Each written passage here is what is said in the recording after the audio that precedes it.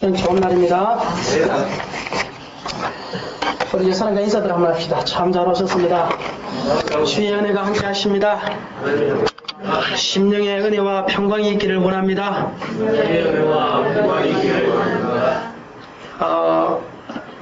이 갈라디아서는 한 3년 전쯤인 것 같은데요. 그때 갈라디아서를 저녁 예배 시간에 했습니다.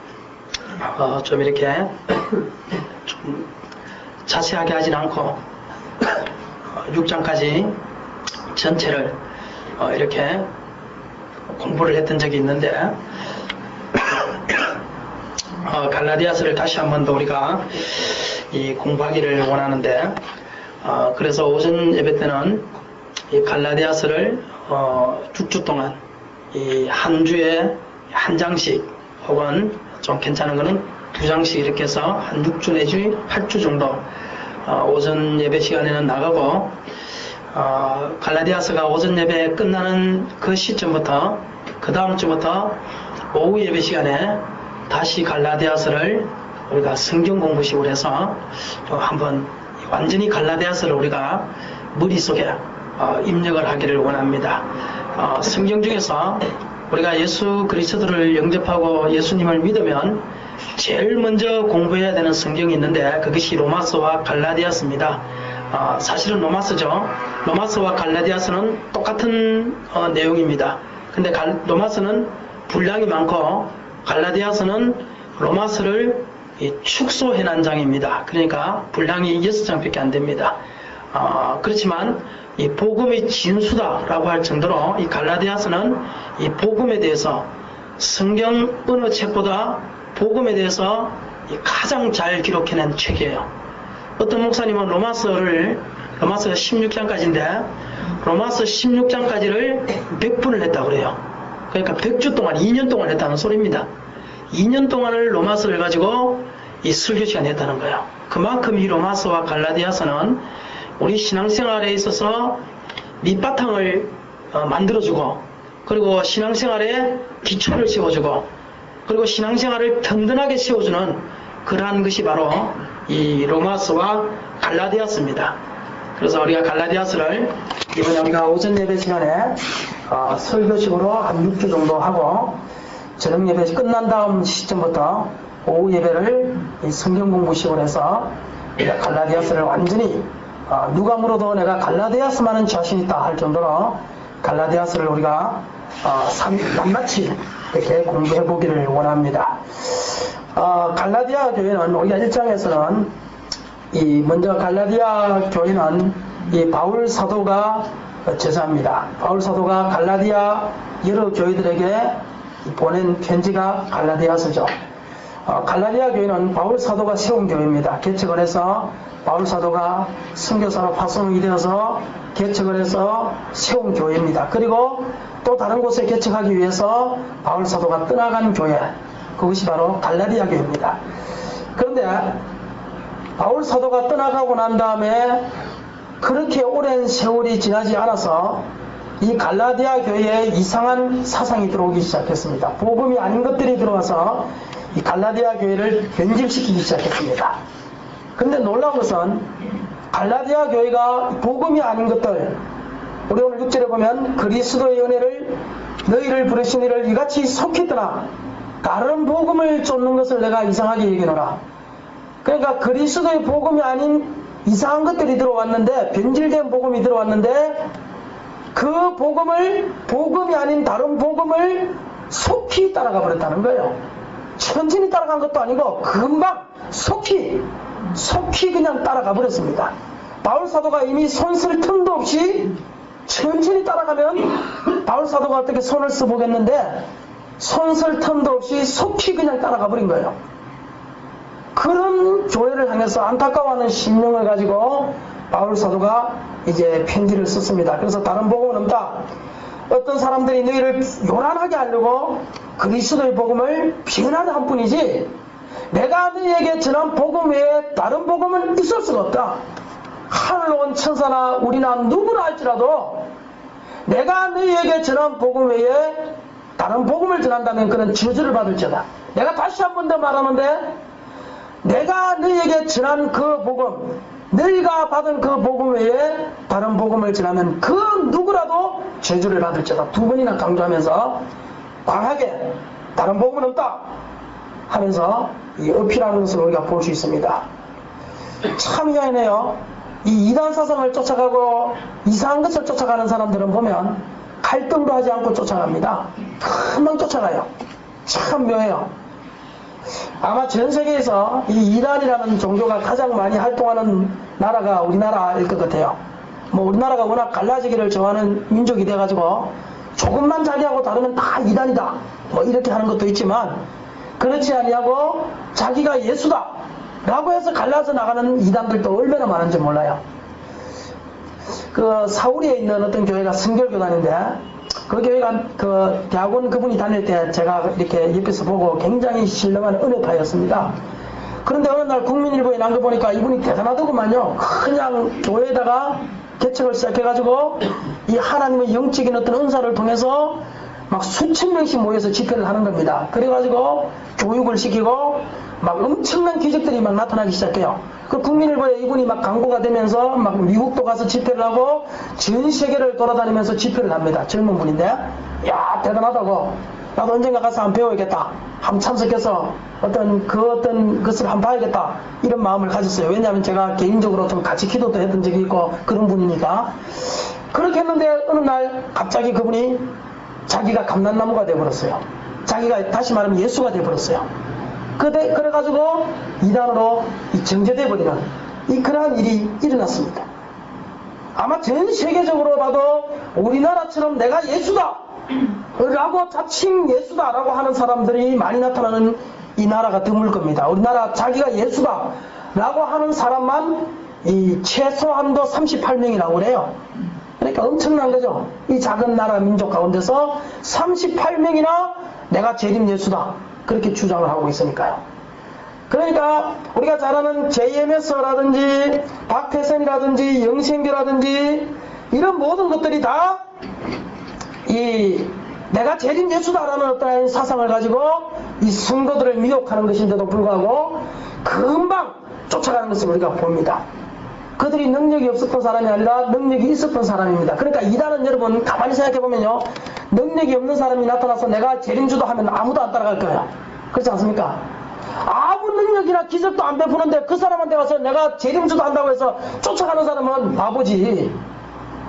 무엇인가 그 사람이 자기의 병을 고쳤다든지, 자기의 어떤 안전병인데 일어나게 했다든지, 소경이었는데 눈을 뜨게 했다든지, 허리 디스크였는데 고침받았다든지, 그러한 어떤 이적과 표적을 받기 때문에 쫓아가는 거예요. 아무 기적과 능력이 안 나타나는데 누가 쫓아가겠어요? 바보도 아니고. 무엇인가 기적과 능력을 통해서 그가 하나님이 능력이다 하고 나타냈지만, 내가 재림주도 하고 이것이 그런 하나님이 내가 재림주인 표적이다 하고 나타냈기 때문에 쫓아가는 거예요. 이단은 그 능력이 조금 이상하다, 성경적이 아니다, 물질과 관련시킨다 할 때 우리는 사이비로 분류시키는 것이고 이단으로 분류시키는 거지, 능력이 나타나지 않기 때문에 이단이 아니다라는 겁니다. 그런데 우리 성도들의 심령 가운데 어떤 것이 있는가? 저 사람은 하나님의 능력이 나타나기 때문에 이단이 아니다 이런 마음을 갖고 있어요. 아니에요. 능력이 나타나지만 그 능력이 하나님의 능력이냐 사단의 능력이냐, 우리는 그거를 분별하는 겁니다. 그 열매가 하나님 앞에 성령의 열매가 나타나느냐 잘못된 열매가 나타나느냐, 그거를 보면서 우리는 이단이냐 아니냐 판가름하는 겁니다. 제가 한동안 이 이단 연구에 대해서 깊이 몰두했던 적이 있어요. 신학교 시절에. 그래서 이단 연구에 대한 책은 다 읽고요. 심지어는 저거 뭐죠 그거 이초석 그거 하는 집회도 찾아간 적이 있고요. 뭐 하여튼 이렇게 막 찾아다니면서 이단 연구에 이렇게 몰두했던 적이 있습니다. 근데 제가 목회를 시작하면서 이단 연구는 별 필요 없는 거다 하고 느꼈던 이유가 뭔가 하면, 이 이단에 대해서 이래서 이것은 이단입니다, 우리가 따라가야 됩니다, 그거는 이단이 맞습니다, 그 열매는 잘못된 겁니다, 자기를 하나님과 동일시시키기 때문에 그는 이단입니다, 이렇게 한참 한 10분 20분 이렇게 막 설명을 했어요. 설명을 하고 나면 들을 때는 듣는 것 같아요. 근데 뒤돌아서면 에이 능력 있는 사람인데 이렇게 되더라고요. 그래서 제가 그 다음부터는 절대 내가 2단입니다 3단입니다 이런 설교 안 해요. 그런 설교 안 하고 그냥 그냥 그 인터넷 들어가면 이단에 대한 그 자료가 있으니까 그렇게 보고 이단이다 그러면 그냥 이단인 줄 알고 그냥 따라가십시오 이러지 절대 이단이 3단이 이런 소리 잘 안 해요. 아무 도움이 안 되더라니까요. 이단을 쫓아가는 것은 금방 입디다. 하나님의 복음이 그 속에 들어가는 건 얼마나 오랜 세월이 걸리는지 몰라요. 그런데 이단을 쫓아가는 것은 너무나 속히 쫓아가는 것을 제가 발견했기 때문에 아무 소용없더라 이 말입니다. 근데 참 이단들이요 이 솔깃한 말을 해요. 우리가 누가복음 10장에 나오는 이 예수님의 선한 사마리아인의 비유에서도 보면 예수님께서 누가 나의 참이웃이냐 이렇게 이야기를 하거든요. 그곳에서 말하고자 하는 것은 누가 나의 참이웃이냐 너도 가서 그와 같이 행하라 이거거든요. 사랑을 행하라 이거거든요. 그런데 이단의 성경 해석은 무엇이냐면은 예수님께서 동전 두 개를 이간방에다가 맡겼다는 거예요. 그래서 예수님께서 다시 돌아오면 내가 부족한 돈을 갚아주리라 이렇게 이야기했다는 거예요. 그래서 동전 2개가 언제냐 2000년이라는 거예요. 그래서 2000년도에 예수님 오신다는 거예요. 그러니까 얼마나 솔깃합니까? 맞죠? 그러니까 성경을 해석을 하는데 문맥을 등한시한 해석을 하는 겁니다. 예수님이 그곳에서 하고자 하시는 그 전체적인 내용은 너도 이와 같이 가서 행해라 사랑을 행해라 이건데 그 사람들의 해석 방법은 2000년도에 예수님 오신다. 그래서 예수님 오실 날이 이제는 1999년도에 그러니까 예수님 오실 날이 가까웠다. 7년밖에 남지 않았다. 그러니까 여러분들 예수님을 지금부터 믿고 재림할 주님을 기다리며 모든 재산을 다 팔고 공동체 생활을 하며 우리가 이렇게 살아가야 됩니다. 이게 그들의 주장이거든요. 그런데 속히 쫓아간다니까요. 희한하죠? 여러분들 안 쫓아갈 거겠죠? 그런데 쫓아가는 사람은 속히 쫓아가요. 속히 쫓아갑니다. 그냥 순간적으로 그곳에 쫓아가게 되어 있습니다. 여러분 우리가 이 영적인 이것이 미혹하는 영이다 이단이다 이것을 우리가 이 분별하는 영이 사실은 필요하지만 그 첫 번째 우리가 분별할 수 있는 것은 열매입니다. 열매를 보면 충분히 우리는 알 수 있어요. 근데 이 잘못된 복음의 세력이 얼마나 무서운가. 갈라디아서 4장 15절을 보니까 너희의 복이 지금 어디 있느냐. 갈라디아 교회가 복이 있었다는 거예요. 내가 너희에게 증거하노니 너희가 할 수만 있었더라면 너희의 눈이라도 빼어 나에게 주었으리라. 무엇이라도 빼어서 준다고요? 눈. 복이 있은 사람이에요. 왜 눈을 빼어서 주는가? 바울 사도는 다메섹 도상에서 눈에 비늘 같은 것이 세워져서 그동안 계속 눈 때문에 고생을 했어요. 그러니까 갈라디아 교인들이 안타까워했어요.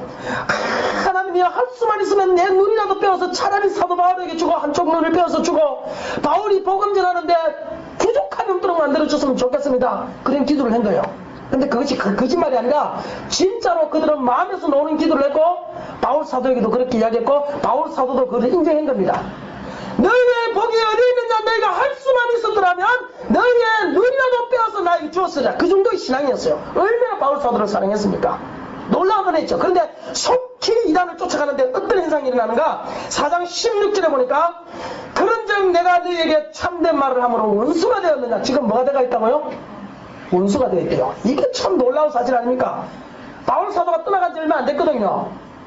그런데 바울 사도에게 복음을 들었던 그들이 복음 안에 있을 때는 무엇이 됐는가? 바울 사도 안에서 눈이라도 빼앗을 정도로 바울 사도의 자녀가 되었는데 하나님의 신실한 일꾼들이 되었는데 이단의 근세가 그 속에 들어가고 나니까 바울 사도가 참된 말을 하는데 그것이 그의 귀 속에 들어가는 것이 아니라 바울 사도와 원수가 되어버렸다는 겁니다. 이게 잘못된 사상의 다른 복음을 쫓는 사람들의 결말입니다. 그래서 우리는 이 잘못된 사상이 교회 안에 들어오면 영혼을 한패하게 만든다. 그의 영혼을 파괴하게 만든다. 신앙의 뿌리까지 흔들어 놓는다. 결국은 나의 영혼을 죽인다. 자기만 죽으면 괜찮아요. 남까지 죽입니다. 그렇기 때문에 교회 안에 철저하게 미혹의 영이 들어오지 못하도록 우리는 막아야 됩니다. 내 심령 가운데 철저하게 미혹의 영이 들어오지 못하도록 기도해야 돼요. 우리가 철두철미하게 복음 위에 서서 말씀 위에 서서 언제나 하나님의 말씀에 귀를 기울이는 성도가 되기를 복 있는 성도가 되기를 축원합니다. 갈라디아 교인들이 얼마만큼 깊이 빠졌는가? 6절에 보니까 너희를 부르신 자를 이같이 속히 떠나 다른 복음을 쫓는 것을 내가 이상히 여긴다. 다른 복음은 없다. 하늘에서 온 천사라도 내가 너희에게 전한 이 예수 그리스도의 복음 외에 다른 것 가르친다면 저주를 받을지어다. 두 번이나 저주받을지어다. 간증하고 있어요. 성경 어디를 봐도 바울 사도가 한 가지 사건을 가지고 2번이나 저주를 받았지어다라고 강조한 성경이 없어요. 이단들 외에는. 제가 요한 1서, 2서, 3서를 공부를 하면서 놀라운 사실을 깨달았습니다. 우리는 사도 요한이 사랑의 사도라고 그래요. 사도 요한은 사랑입니다. 말만 놓으면 사랑해라. 행함과 진실함으로 사랑해라. 사랑에는 두려움이 없다. 사랑을 얘기했어요. 근데 놀라운 것은 사도 요한이 말만 꺼내면 사랑을 외쳤던 그 사도 요한이 더불어서 말만 꺼내면 미혹하는 영을 주의하라. 적그리스도를 조심하라. 이단을 조심하라. 심지어는 그 사랑을 강조하는 사도 요한이 뭐라고 합니까? 그 이단이 너희에게 찾아오거든 그리스도의 교훈 아닌 다른 교훈을 너희에게 가르치는 자들이 찾아오거든 못하지 마라. 그를 집에 들이지도 말고 못하지 말라. 인사도 하지 말라. 그에게 인사하는 자는 그의 일에 동참하는 자다. 그렇게 이야기해요. 사랑을 전하는 사도 바울의 입에서, 사도 요한의 입에서 나올 수 없는 말이에요. 그를 집에 데리고 그에게 인사하는 자는 그의 일에 참여하는 자다 이겁니다. 얼마나 놀라운 겁니까? 사랑을 강조하는 사도 요한이가 한 가지 경계한 것이 있다면 그건 철두철미하게 미혹하는 영이었습니다. 철두철미하게 다른 복음이었습니다. 왜? 다른 복음이 교회 안에 들어오면 그 교회를 망치기 때문에. 다른 복음이 여러분들을 신앙 안에 인사를 하고 들어올 때 여러분들이 마음문을 열어서 빼꼼히 받아들이면 여러분들의 영혼이 망하기 때문에 인사하지 말라는 겁니다. 어떤 복음이라도 여러분이 알고 있는 이 그리스도 예수의 복음 외에 다른 사상이 여러분들 가슴속에 빼꼼히 문을 열 때에 인사하지 마시기를 바랍니다. 예수 그리스도의 이름으로 대적하시기를 바랍니다. 물리치시기를 바랍니다. 나사렛 예수 이름으로 물러갈지어다. 사단은 대적해야 돼요. 그래야만 물러갈지어다. 성경은 그렇게 이야기하고 있습니다. 그런데요 10절에 이렇게 이야기합니다. 그들에게 그렇게 저주를 퍼붓고 이야기를 하지만 그들이 돌아오지 않습니다.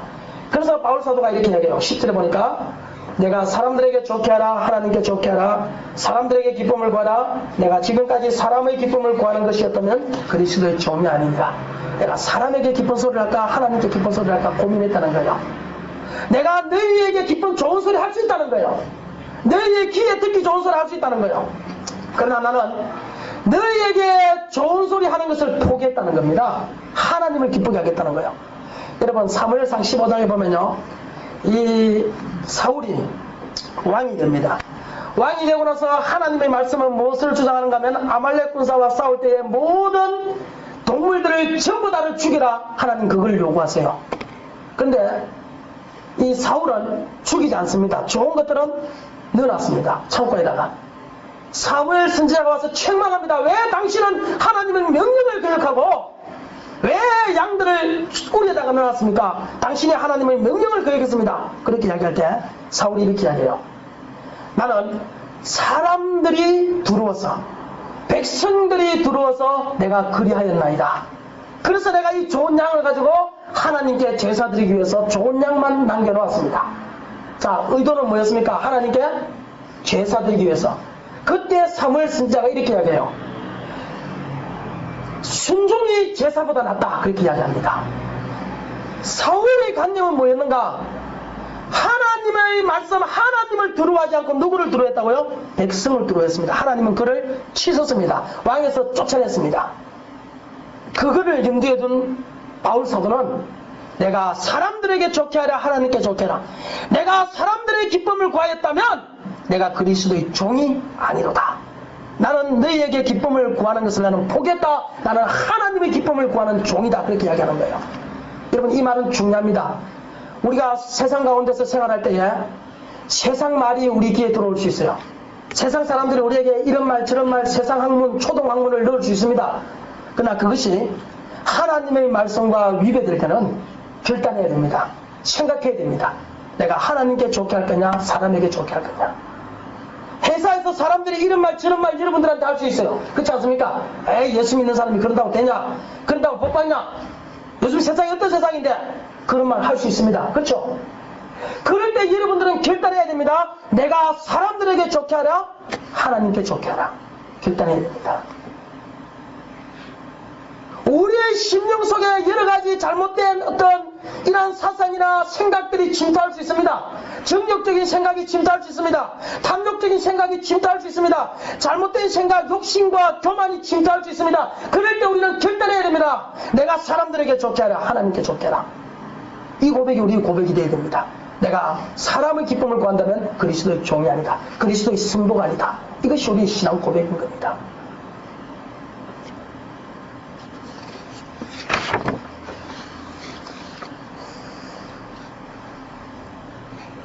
잘못된 사상이 들어올 때는요, 바울 사도에게 내가 너를 원수와 같이 이긴다. 근데 그렇게 이 사람이 잘못된 길을 가고 있을 때, 그것은 잘못된 길입니다. 그렇게 하지 마십시오. 이야기할 때는요, 틀림없는 한 가지의 반응은 뭔가 하면, 네, 알겠습니다 하고 돌아서기보다는 원수와 같이 얘기해요.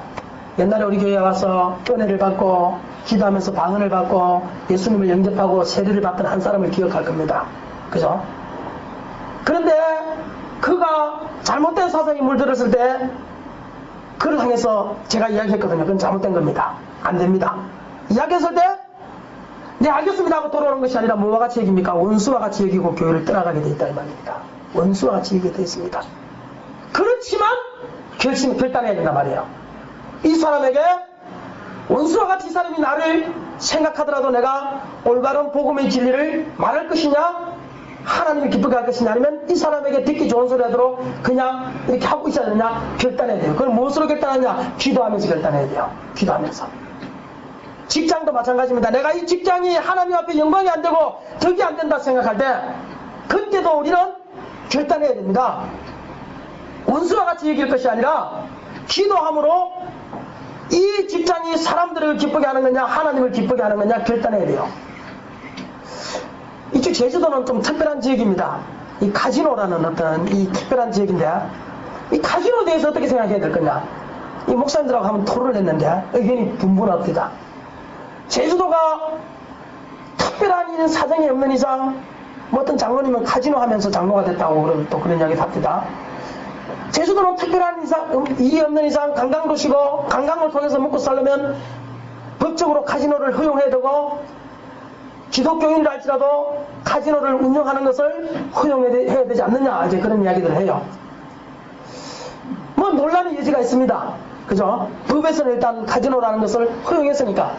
그런데 과연 카지노가 하나님의 말씀에도 그것이 허용되는 것이냐 안 되는 것이냐 스스로가 판단을 해야 돼요. 그리고 결단해야 됩니다. 내가 사람들에게 좋게 할 것인가, 하나님께 좋게 할 것인가 결단해야 돼요. 교회에 오는 때도 마찬가지입니다. 교회에 오는 시간 가운데 내가 다른 일이 생겼을 때 내가 사람에게 좋게 할 거냐, 하나님께 좋게 할 거냐, 순간순간 우리는 결단하면서 그 결단 가운데서 우리는 하나님을 기쁘시게 하고 하나님을 좋게 하는 것을 내가 선택해야 된다라는 것을 기억하시길 바랍니다. 여러분, 내가 성도들에게 하나님의 복음을 가지고 올바른 것을 추구할 때 그 사람이 나를 지옥으로 생각할 수도 있습니다. 그러나 그것 자체도 우리가 결단해야 돼요. 그것 자체도 우리가 순응해야 됩니다. 그리고 하나님이 원하시는 길로 우리는 나가야 된다는 것을 우리가 기억하시기를 바랍니다. 그래서 바울 사도는 이렇게 이야기합니다. 내가 사도된 것은 하나님이 나를 택하셔서 나를 사도로 삼으셨기 때문에 나는 하나님을 기쁘시게 하겠다, 그렇게 고백해요. 여러분도 마찬가지입니다. 나를 하나님께서 집사로 삼으시고 근사로 삼으시고 장로로 삼으시고 주의 성도로 삼으신 것은 하나님께서 어머니의 태로부터 그의 은혜로 나를 택정하시고 나를 부르셨기 때문에 나는 하나님의 음성에 순종하고 하나님을 기쁘게 하는 사람이 되어야 된다. 이거를 우리는 생각해야 된다 이 말입니다. 우리 사랑하는 성도 여러분들, 우리 기억하시기를 바랍니다. 우리가 언제나 순간순간 결단의 기로에 놓여 있을 때 내가 사람들에게 좋게 하라, 하나님께 좋게 하라. 내가 사람들을 기쁘게 한다면, 내가 사람들의 기쁨을 구하였다면, 내가 하나님의 기쁨을 외면한다면 나는 그리스도의 성도가 아니다. 이거를 염두에 두시고 늘 선택의 결단을 해야 될 그 순간에 기로에 기도하시면서 하나님이 기뻐하시는 것을 선택할 수 있는 우리 귀한 성도가 되기를 주의 이름으로 축원합니다. 기도합니다.